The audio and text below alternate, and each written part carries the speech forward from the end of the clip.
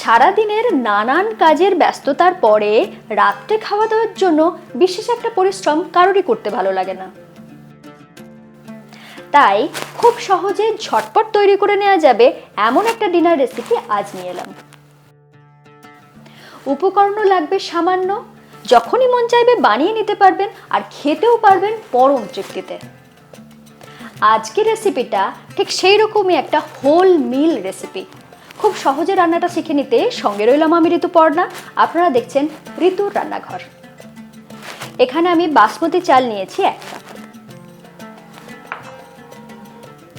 বাসমতি চাল ছাড়াও যে কোনো চাল ব্যবহার করতে পারেন, তবে সুগন্ধি চাল নিলে গন্ধটা খুব ভালো লাগে। চালটাকে আমি প্রথমে ধুয়ে বেশ ভালো করে পরিষ্কার করে নেব। তার জন্য আমি স্ট্রেনারে ঢেলে নিচ্ছি।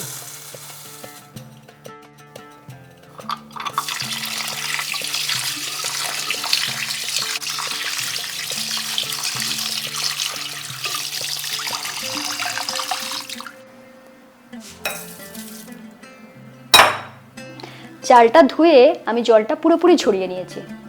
এর সাথে মিশিয়ে দিচ্ছি স্বাদ মতো নুন, দিচ্ছি সামান্য একটু হলুদ গুঁড়ো যাতে রংটা বেশ হলুদ হলুদ হয়, সাথে দিয়ে দিচ্ছি সামান্য একটু কাশ্মীরি লঙ্কার গুঁড়ো।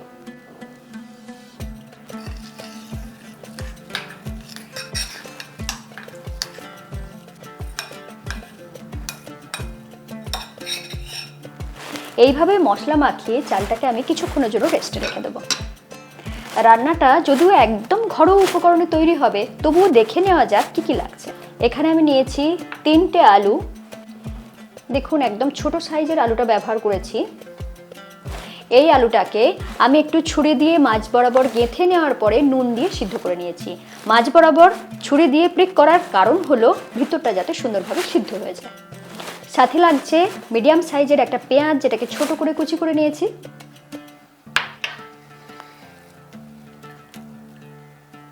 এই রান্নার ক্ষেত্রে টমেটোটা একটু বেশি লাগে, সেই জন্য 2টো মিডিয়াম সাইজের টমেটোকে আমি একটু ছোট করে কুচি করে নিয়েছি। সাথে নিয়েছি কিছুটা রসুন কুচি, কিছুটা কাঁচা লঙ্কা কুচি, লাগছে 1.5 টেবিল চামচের মতন ছোলার ডাল, সাথে নিয়েছি 1 টেবিল চামচ বিউলির ডাল। ছোলার ডাল এবং বিউলির ডাল দুটোকেই কিন্তু একটু শুকনো কাপড়ে বেশ ভালো করে মুছে পরিষ্কার করার পরেই ব্যবহার করবেন।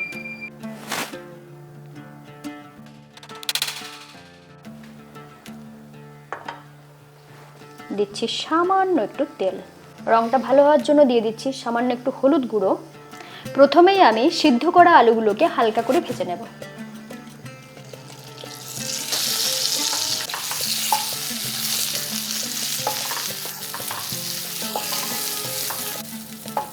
যেহেতু আমি আলু ভাজবো সেই জন্য তেলটা কম দিয়েছিলাম, না হলে কিন্তু পোড়া তেলে রান্নাটা করতে হতো। দেখুন আস্তে আস্তে আলুটা ভাজতে ভাজতে যখন বেশ লালচে কালার এসেছে, ঠিক সেই সময় তুলে নিচ্ছি।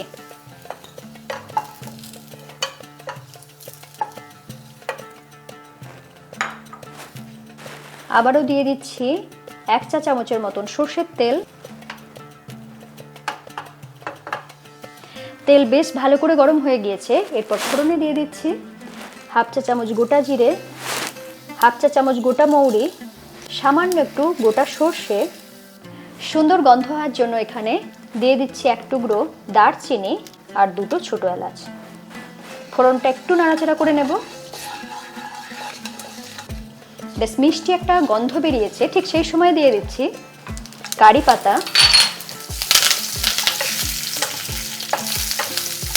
সাথে দিয়ে দিচ্ছি সামান্য একটু হিং, দিচ্ছি কাঁচা লঙ্কা কুচি, একটু নাড়াচাড়া করে নিচ্ছে। যেহেতু এখানে একসাথে অনেক উপকরণ দিতে হবে, সেই জন্য মাঝে মধ্যে এটাকে নাড়াচাড়া করে দিতে হবে, নাহলে কিন্তু পুড়ে যাবে। বেশ সুন্দরভাবে ভাজা হয়ে গিয়েছে। এরপর দিয়ে দেব বিউলির ডাল, ছোলার ডাল, এগুলোকেও একটু হালকা করে ভেজে নেব।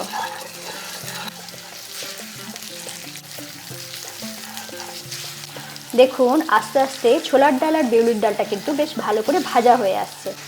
ঠিক এই পর্যন্ত ভাজার পরে এখানে দিয়ে দিচ্ছি রসুন কুচি, কুচি করে রাখা পেঁয়াজ,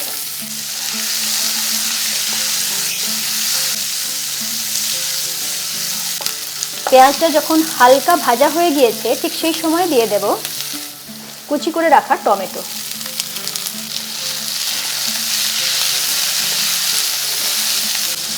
টমেটোটাকে একটু ভেজে নিচ্ছি যাতে টমেটোর কাঁচা গন্ধটা চলে যায় আর নরমও হয়ে যায়। টমেটো ভাজতে ভাজতেই এখানে মিশিয়ে দেবো কিছু মশলা। দিয়ে দিচ্ছি 1 চা চামচ আদা রসুন বাটা, দিয়ে দিচ্ছি হলুদ গুঁড়ো, দিচ্ছি 1/2 চা চামচ ধনে গুঁড়ো, দিচ্ছি 1/2 চা চামচ জিরে গুঁড়ো, সাথে দিচ্ছি 1/2 চা চামচ কাশ্মীরি লাল লঙ্কার গুঁড়ো, সুন্দর গন্ধের জন্য দিয়ে দিচ্ছি 1/2 চা চামচ গরম মশলা গুঁড়ো।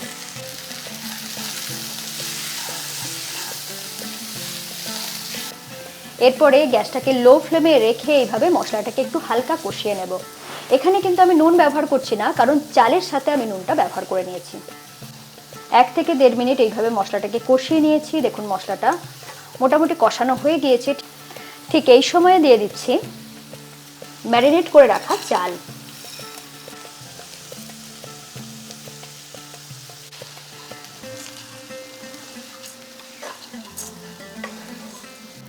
এরপরে চালের সাথে মশলাটাকে বেশ ভালো করে কষিয়ে নিচ্ছি যাতে চালটাও ভাজা ভাজা হয়ে যায় আর মশলাটার গন্ধটাও চালের মধ্যে চলে আসে।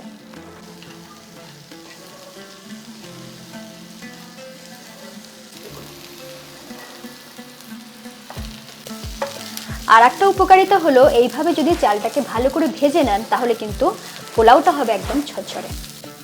চালটা ঠিক কতক্ষণ ভাজতে হবে কি করে বুঝবেন সেটাই দেখিয়ে দিচ্ছি। দেখুন যখন দেখবেন একটার সাথে একটা চাল জড়াবে না, বেশ ছাড়া ছাড়া হয়ে থাকবে, ঠিক সেই পর্যন্ত এটাকে ভেজে নিতে হবে। চালটা ভাজা হয়ে গিয়েছে, মশলা কষানো হয়ে গিয়েছে, এরপর দিয়ে দেবো জল। আমি এখানে দিচ্ছি 1.5 কাপ জল। সমস্ত মশলার ফ্লেভারটাকে বেশ ব্যালেন্স করে নেওয়ার জন্য আমি এখানে দিয়ে দিচ্ছি সামান্য একটু চিনি। আমি এখানে 1 চা চামচ চিনি ব্যবহার করছি। এটাকে ঢাকা দিয়ে রান্না করব, তার আগে আলুটা দিয়ে দিচ্ছি, ভেজে রাখা আলুটা দিয়ে দিচ্ছি।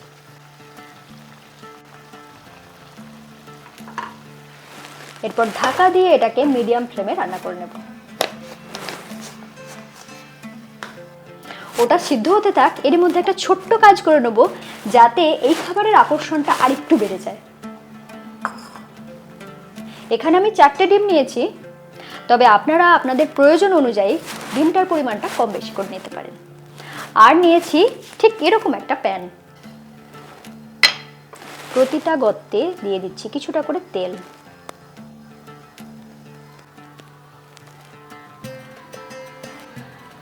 তেলটাকে একটু লাগিয়ে নিচ্ছি এইভাবে। এই প্যানটা ব্যবহার করলাম যাতে প্রত্যেকটা ডিম ঠিক সমান সাইজের হয়।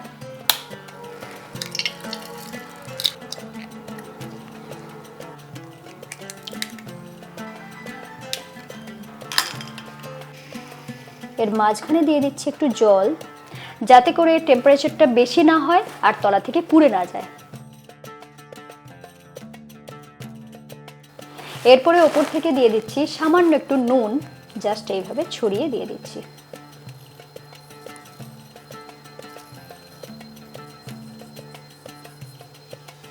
একইভাবে দিয়ে দিচ্ছি সামান্য একটু গোলমরিচ গুঁড়ো,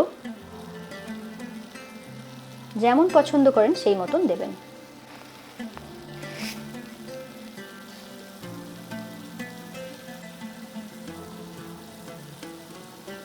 ওপর থেকে দিয়ে দিচ্ছি একটু ধনেপাতা কুচি।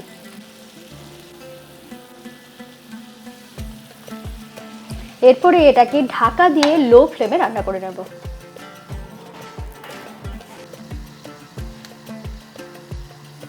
3 থেকে 3.5 মিনিটের মতন এটাকে এইভাবে লো ফ্লেমে বানিয়ে নিয়েছি। এরপর খুলে দেখাচ্ছি। এই প্যানটা যদি কারোর কিনতে ইচ্ছা করে, ভিডিও ডেসক্রিপশনে এর লিংক দেওয়া আছে, সেখান থেকে কিন্তু খুব সহজেই কিনে নিতে পারেন। এদিকে এটা কিন্তু 5 মিনিটের মতন রান্না হয়ে গিয়েছে। এরপরে এখানে দিয়ে দিচ্ছি কিছুটা মটরশুঁটি। এরপর একটু নাড়াচাড়া করে নিচ্ছি।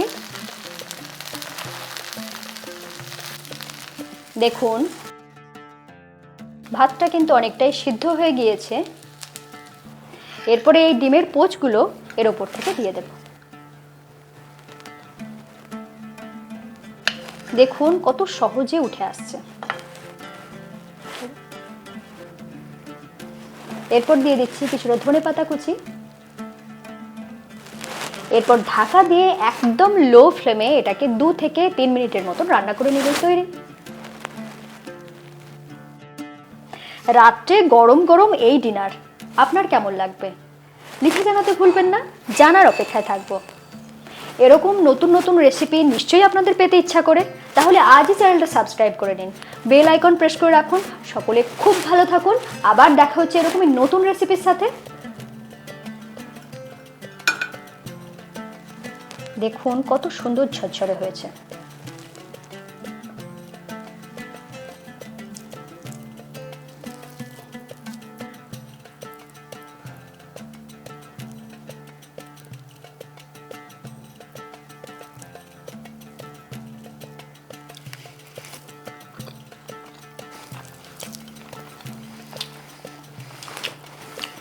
অপূর্ব। সারাদিনের ক্লান্তির পরে যদি এরকম একটা খাবার পাওয়া যায়, সত্যি বলছি মনটা কিন্তু খুশি হয়ে যাবে।